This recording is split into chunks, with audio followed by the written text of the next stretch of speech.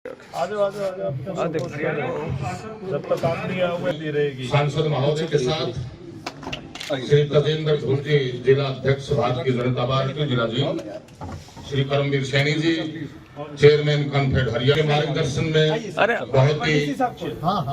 बेहतर कार्यक्रम को अंजाम देने हम जा रहे हैं। एक ये बची हुई है ना। नागरिक जी श्री अनिल कुमार दोन जी मुख्य कार्यक्रम मैं डीसी सर बहुत एक मिनट अरे क्या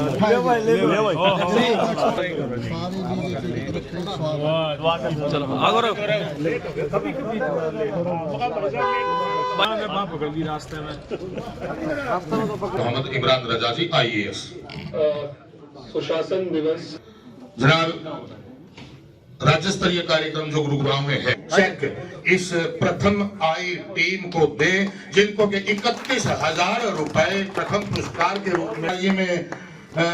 हमेशा तत्पर रहते हैं। श्री प्रवीण कुमार को कई प्रकार की स्ट्रीट वेंडर इत्यादि योजनाओं को आखिरी पायदान तक पहुंचाने में माननीय उपायुक्त महोदय का कंधे से कंधा मिला के साथ दिया है। इनको द्वितीय पुरस्कार के रूप में 21,000 रुपए का सिंबॉलिक चेक यहाँ प्रस्तुत किया जा रहा है, जिसका के नाम से ही पता चलता है कि विपदाओं में ये अवसर ढूंढता है। जो हमारे प्रधानमंत्री जी की भी सिंह जी माननीय प्रधानमंत्री जी जो कि आज के राष्ट्रीय स्तरीय कार्यक्रम में शिरकत कर रहे हैं कि पात्र व्यक्ति को ऑनलाइन आवेदन करने के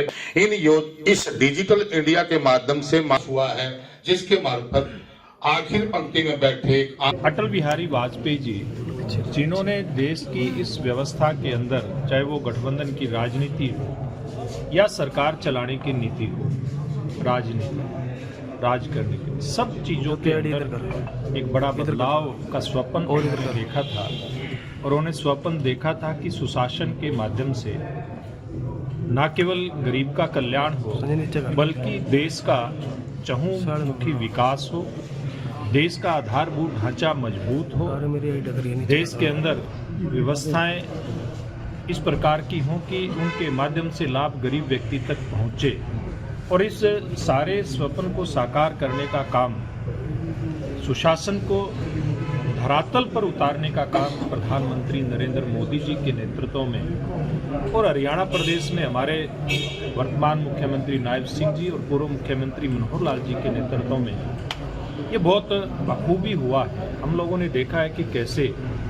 गरीब से गरीब व्यक्ति की जो लाभ की योजनाएं हैं, जन कल्याण की योजनाएं, उनका लाभ एक क्लिक से और वो पैसा उनके खाते में पहुंचता है, चाहे वो गरीब कल्याण की योजनाएं या किसान की फसल की बिक्री का पैसा हो या फसल के मुआवजे का पैसा हो या फिर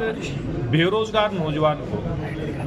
कैसे हम लोग मेरिट के आधार पर रोजगार दे करके और पूर्व की व्यवस्था जो पूरी तरह से चरमराई हुई थी उसके अंदर बदलाव करना हो, ये सारे काम हमारी सरकार ने सुशासन के नाते से किए हैं। और मैं ये समझ सकता हूँ और ये मैं दावे के साथ कह सकता हूँ इस व्यवस्था परिवर्तन के कारण से जिस प्रकार का एक लक्ष्य देश के प्रधानमंत्री नरेंद्र मोदी जी ने तय किया है कि 2047 तक भारत विकसित राष्ट्रों की श्रेणी में होगा,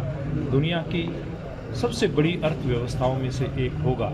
और ये निश्चित रूप में इसकी तरफ कदम बढ़े हुए हैं। आज हम 5वीं अर्थव्यवस्था के नाते पूरी दुनिया के अंदर छाती ठोक करके खड़े हैं। पूरी दुनिया में भारत का परचम फहरा रहा है और वो दिन दूर नहीं जब भारत विकसित राष्ट्र की श्रेणी में होगा और इसी सुशासन के रास्ते पर चल करके होगा। जनता ने देखा है वो नेशन वर्क इलेक्शन, आज़ादी की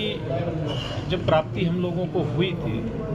उसके बाद कई साल तक ये व्यवस्था लागू रही। 1967 के चुनाव तक इस प्रकार की व्यवस्थाएं देश के अंदर थी और देश की जनता उसका भरपूर लाभ उठा रही थी। रोज रोज इलेक्शन नहीं होते थे, ना देश का पैसा ज़्यादा खर्च होता था, देश की मशीनरी का समय बचता था और आम आदमी भी चुनाव के अंदर जिस प्रकार से लगता है उसको परिश्रम करना पड़ता है, उसकी भी बचत होती थी। तो ये सुशासन की दिशा में एक बहुत बड़ा कदम ये देश के प्रधानमंत्री ने सोचा है कि वन नेशन वन इलेक्शन हो, लेकिन इसको ज्वाइंट पार्लियामेंट्री कमेटी को इस विषय को दिया गया है ताकि सब दलों की एक सहमति निकल करके, और खाली सब राष्ट्रीय दलों की सहमति नहीं बल्कि ये चर्चा के लिए जनता के बीच में नीचे तक जाए, क्योंकि मेंबर पार्लियामेंट से लेकर के मेंबर पंचायत तक और नगर पालिका परिषद के जो चुनाव हैं वो इस व्यवस्था से सारे प्रभावित होंगे, सब लोगों को इसका लाभ मिलेगा।